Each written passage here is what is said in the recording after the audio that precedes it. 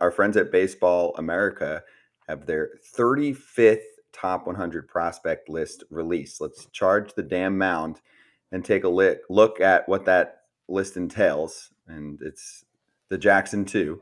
Holiday is 1. Jackson Churio is number 2. Jackson Churio doesn't have to have any money conversations for quite a while. He's not going to be free agent for like a decade, but he's already rich, so that's cool. You can see some of the others on this list, some other notable names. Of course, Junior Caminero called up towards the end of last season with Tampa Bay. Evan Carter, never heard of him. It'd be cool maybe one day if he gets to win a World Series or something. I hope for the best for him. Wyatt Langford, that's sarcasm for anyone that gets pissed off if they're like listening to the pod and can't see my face. Yeah. But Wyatt Langford's going to be a big deal, I think, this year for the Rangers. Dylan Cruz, same thing, should be up for the Nats this year. Jordan Lawler's gotten some time already. He's been an FT guest, so we love him. Ethan Salas is a stud catcher in the Padres system. Paul Skeens of the Pittsburgh Pirates cracking the top 10, of course, as well. And I might butcher this name, Samuel Basayo for the Baltimore Orioles. Yes, Orioles fans, wait, there's more. So, Yeah. Kratz, what do you think about this top 10 list? I mean, I think it's great. I think we kind of lean on Baseball America to do their homework. They do extensive stuff. They have their scouts that they talk to. They have, they put their own eyes on. Now they have analytics.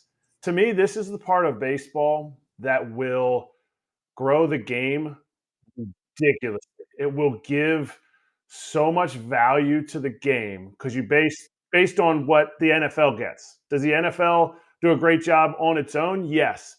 The NFL would not be what it is without the way that NCAA football is run, televised, all that stuff. So if we can somehow build this up, 35th top 100 prospect list, like we need to build these guys up. Teams need to see it.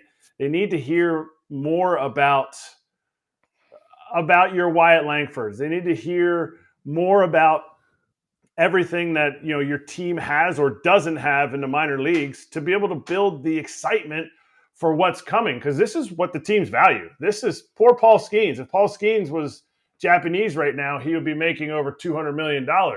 But he went to LSU. He didn't go to Tokyo University and get an opportunity to come out like Yamamoto is coming out of the MPB. But you sit here and you look at this list. This is the future of the game, and we need to sell it more than we are as an industry.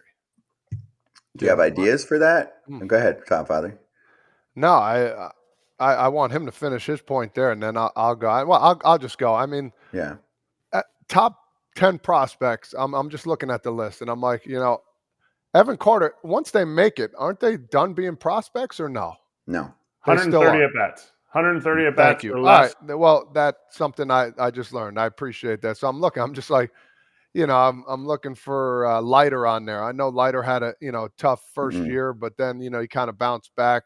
There's some like underlying guys that we haven't even brought up that could crack that list as well. So it's like, yeah, I want to know more about these dudes. I want to get to know them more. Let's find a way to get these guys known and out there for the public. Like, hey man, why is this guy waiting in the shadows? He should be brought up. This is the dude right now. So I don't know what we could do with that, Eric. I don't know if you've had any ideas or thought about it, but I'm sure we could think of something. Like make it a little bit, make it instead of just putting it out there, like make it like a big deal on TV or something. I don't know, something to make it fun for everybody. So we're a regional network. We're a regional sport. That's confirmed. You're watching. Orioles are a bad example. You're watching your Royals and Cardinals if you live in the Midwest.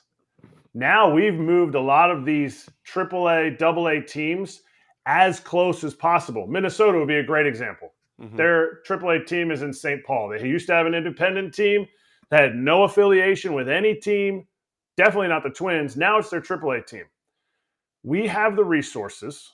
We, as in MLB, has the resources to be able to kick back to some of these teams. Now you need, as a Minnesota Twins regional network, you need to be able to show these games. You need to be able to show them, but not in the grainy iPhone footage that some of these teams are getting. The minor league teams are, all their games are on TV already. use that structure, but with a little bit of a regional sports network feel, in the sense that you have a pregame show, you have interviews. I get it. The minor league guys, they'll have to play, 4 o'clock games on a Saturday. They'll have to play a little bit of a different schedule. But now these guys when they come up. And I don't think it needs to be just AAA, because all these teams are decently close to their big league team. That regional network can have that easy communication, not back and forth. You can't do the same crew doing that game as you do the big league game. I'm not saying that, but you have that connection and you can really sell it. Now when Evan Carter gets called up, dude, I went to go see him over at Round Rock or wherever Texas's AAA is. When Edwin Julian gets called up for the Twins, I remember watching him over at St. Paul. It was cold early in the year. He did this. He signed a ball for me. He connected. And I watched his games every Saturday because they played the spotlight game. To me, that's the thing that we need to look into for these billion-dollar companies and these billion-dollar contracts for regional networks. Feed some into that and create a new avenue for seeing your team and seeing your future. When I interviewed, because I've spoken to some teams over the years about play-by-play jobs, right, to be their team play-by-play. So when I interviewed with the Marlins for their play-by-play job, maybe 6 years ago or something, and they were terrible. And then they were terrible for several years after that. Obviously, they were much better this past season. That was actually a big part of the conversation. In the interview, they asked me about my prospect knowledge, and it was almost like a PR pitch. Hey, we're going to be terrible this year. I mean, I'm going to say it in my language, right? They didn't quite phrase it that way, but they're like, so how do you plan on selling Marlins baseball to our fan base? And I do think teams like the Marlins, the Pirates, the A's at times, especially on the broadcast side, because they do a great job, they have that in mind, probably more so than the bigger teams in terms of their broadcast. Because think about it, their broadcast can't just talk all day about the current team and their playoff chances, especially once you get halfway through the season and those teams are out of it. So I think they actually specialize in really doing their best to educate people. And sometimes they'll do a content series on like prospect of the week or whatever it is. There are a lot of things that they'll throw out there on their TV broadcast, on their website and digital content. So I do think they did a pretty nice job. Yeah, it's different from a sport perspective. And I agree. We definitely should have some big ass show and release everything. And maybe we can work on something like that in the future. But the crappier teams are well versed in this because it's marketing and they need to sell what's coming because what's there is usually not good and the wintertime is usually completely quiet for them. So we spoke a lot about that. I'm like, obviously I understand what the deal is and we can talk prospects all day. I love to do that. So I do think the crappier teams, the cheaper teams have gripped that pretty tightly and are doing a good job in that department, or at least a better job in that department. You know what I'm saying? Like you had a minute with the Pirates, like, they're talking about the future. I mean, eventually, hopefully, they'll be a playoff team again, and they don't have to do that all the time. But for the most part, you get halfway through the season, they're like, hey, we drafted Paul Skeens. Like, let's talk about Paul Skeens a couple times a week. And they should. No, I agree. And I think the tough part is for baseball is there's so many athletes. There's so many ball players. And it's like, all right, yeah, we wanna pinpoint, a couple guys, but at the same time, it's like it's an overload of baseball players. And that's the nature of the beast, which is great. A lot of guys get a lot of opportunities, but if we're just trying to pinpoint the top 100, okay, I get that. But there's also these underlying guys that are, really good ball players too, as well, that you want to get to talk about too. But yeah, I think, Eric brought up a good point, putting them on TV a little more, especially in that region. I think that is an easy fix there. I think that would be pretty simple. So, um, they do it at the major league ballparks too, as well. Like in between innings, they'll put a video up of, who's doing good at the farm or something like that. And they'll bring a guy up and it makes people talk a little bit. But yeah, there could be more stuff that they do.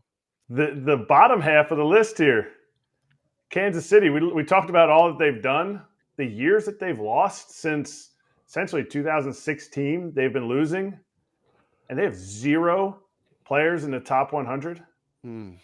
Angels, Astros, that's surprising, but we heard about it. the Diamondbacks, the Angels, for me, yes, they have one, but just like we said yesterday, Reed Detmers. When we were talking to Reed Detmers.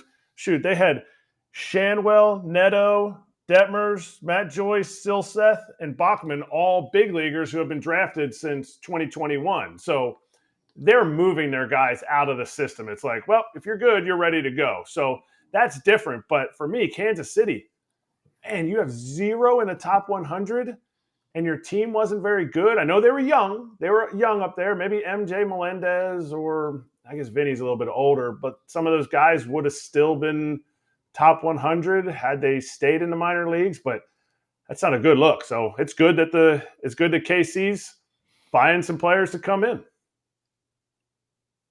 Yeah, the Royals are quite a disappointment on that front. I mean, it's been a lot of years of pain. And yeah, there are some exciting young players on that team on the big league roster. But yeah, when you don't have a guy cracking the top 100 and you're picking towards the top of the draft, and also people should keep this in mind too, it's not just picking at the top of the draft or towards the top of the draft.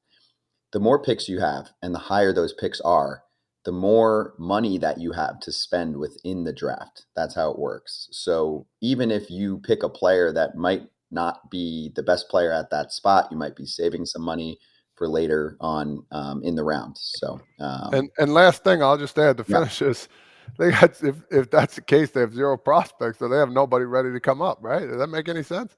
they have I mean, guys ready to come up. They're just no, not but top I'm 100. saying But like nobody. It's like, premier, oh, we'll bring him up, but he'll get pushed back down once this guy's available. You want guys to come up and stay. So Yeah. hopefully that's not the case.